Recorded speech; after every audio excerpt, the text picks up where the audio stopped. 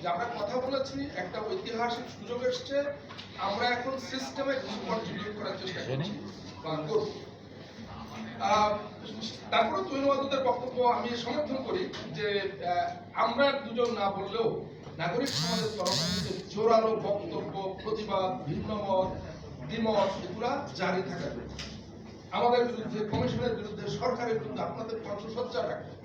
তাহলে আমরা যেখানে যেখানে ঘাটতি আছে সেগুলো সংশোধনের চেষ্টা করব। কখনো আমরা ভুল পথে যাবার চেষ্টা করলে সেখান থেকে ফিরে আসার চেষ্টা করব। সুতরাং এটা জারি থাকতে হবে। মতিউর আলম মজুমদার কিংবা মনির হায়দারের মতো 5-7জন 10জন না বললেই কি আর কোনো কণ্ঠ দেশে থাকবে না? কণ্ঠ রাখতে হবে, কণ্ঠ জারি রাখতে হবে। এটা হলো আমার অবস্থান। আজকে এখানে অনেকগুলো আইডিয়া এসেছে, ভোট হচ্ছে, আমি জানি ওখানে ভোট হচ্ছে। আমি এটা বারবারই বলেছি যে আমাদের কমিশনগুলোর রিপোর্টে যে সমস্ত সুপারিশ, মতামত, আইডিয়া এসছে, আমাদের বাইরে থেকেও আরো নেওয়া দরকার, ইনক্লুড করা দরকার। এখনো সময় শেষ হয়ে যায়নি। এই যে আমলাতন্ত্র নিয়ে দুজন বক্তব্য রেখেছে। বাংলাদেশে সিভিল সার্ভিস মানে প্রশাসন ক্যাডার, পুলিশ ক্যাডার, বাকি 24 ক্যাডার, এদের দ্বন্দ্বটা বহুকালের, বহুদিন। কোন সরকার, কোন কমিশন কখনোই প্রপারলি এগুলোকে অ্যাড্রেস করে এবং যথার্থই বলেছেন এবারও ঠিকভাবে অ্যাড্রেস করা হয়নি। কোনো কমিশনের সঙ্গে তারা আলাদাভাবে বসেছে। তারপরে আমরা গত কয়েক সপ্তাহ ধরে আমরা ইন্টারনালি এটা নিয়ে বারবার আলোচনা করেছি যে এটাকে তো এক পাশে রেখে অগ্রসর হলে আসলে হবে না। কারণ আমরা সংশোধন করলাম, অনেক নীতি তৈরি হলো, কিন্তু নীতি যারা বাস্তবায়ন করবে, রাষ্ট্রযন্ত্রের যারা মূল বাস্তবায়নকারী শক্তি, তাদের মধ্যে যদি দ্বন্দ্ব থাকে, বিরোধিতা থাকে, বিশৃঙ্খলা থাকে, তাহলে এগুলা বাস্তবায়িত হবে না। এই উপলব্ধি থেকে জাতীয় ঐক্যমত্য কমিশন গত সপ্তাহে এই সকল ক্যাডারকে নিয়ে, সকল ক্যাডারের নেতৃবৃন্দকে নিয়ে, প্রশাসন ক্যাডার, পুলিশ ক্যাডার এবং বাকি 24 ক্যাডারের নেতৃবৃন্দদেরকে নিয়ে বসে দীর্ঘ সময়, প্রায় 4 ঘন্টা, এবং তাদেরকে বলা হয়েছে তোমরা যেগুলো বলেছো এগুলো তোমরা আবার ডিটেল, তারা আবার ডিটেল আবারও বসাবো। সুতরাং যারা মনে করছেন যে এটাকে উপেক্ষা করা হচ্ছে বা এক পাশে রাখা হয়েছে, এটা অ্যাড্রেস করা হয়েছে।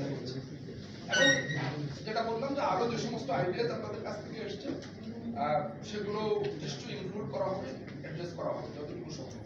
আমি শেষ করবো এই বলে যে অনেক হতাশার ব্যাপার আছে, অনেক কিছু বাকি থেকে যাচ্ছে, সময়ের তাড়া আছে। এসবের মধ্যেও আমি আমার গত কয়েক মাসের উপলব্ধি থেকে বলি যে যে সমস্ত সংস্কারের প্রপোজাল বা সুপারিশ দেওয়া হয়েছে, এর অর্ধেকও যদি আমরা আলোর মুখ দেখাতে পারি বা বাস্তবে নিয়ে যেতে পারি, আমাদের এই রাষ্ট্র ব্যবস্থার বড় রকমের উন্নতি ঘটবে, বড় রকমের ভাই মৌলিক কাঠামোর কথা বললেন। একটা একটু বলি যে বেসিক স্ট্রাকচার বা মৌলিক কাঠামো, এটা কিন্তু আমাদের উপমহাদেশে পপুলার একটা তত্ত্ব। ইন্টারেস্টিং একটা ব্যাপার হলো সারা পৃথিবীতে মাত্র 4টা দেশে মৌলিক কাঠামো তত্ত্ব, বেসিক স্ট্রাকচারটাকে অ্যাকসেপ্ট করা হয়েছে বা পার্সিয়ালি করা হয়েছে। ইন্ডিয়া, পাকিস্তান, বাংলাদেশ আর ইন্ডিয়া থেকে শুরু হয়েছে কেশবানন্দ ভারতী মামলা, সম্ভবত কেরালা এটা বাংলাদেশে প্রথম হয়েছে। হ্যাঁ, কিন্তু তারা ওটা কোর্ট প্রসেস নিয়ে ব্যবহার করেছে।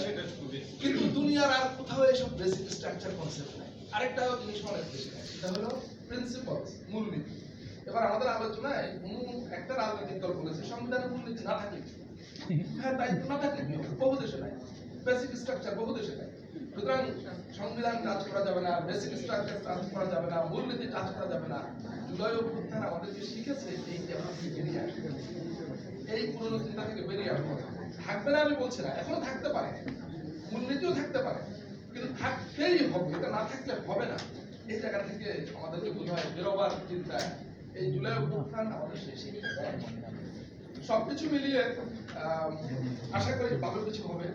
আর শেষ করবো এই বলে যে 2007-8 সালে যেটা বলেছে যে মানে পুনরুল্লেখ করছি দুদিন আগে, 2007-8 সালে জরুরি জামানায় সংস্কার শব্দটা গালিতে রূপান্তরিত হয়েছে, পরিণত হয়েছে। বিএনপি আওয়ামী লীগের কিছু নেতাকে গালি দেওয়া হতো সংস্কারবাদী, মনে আছে না আমাদের?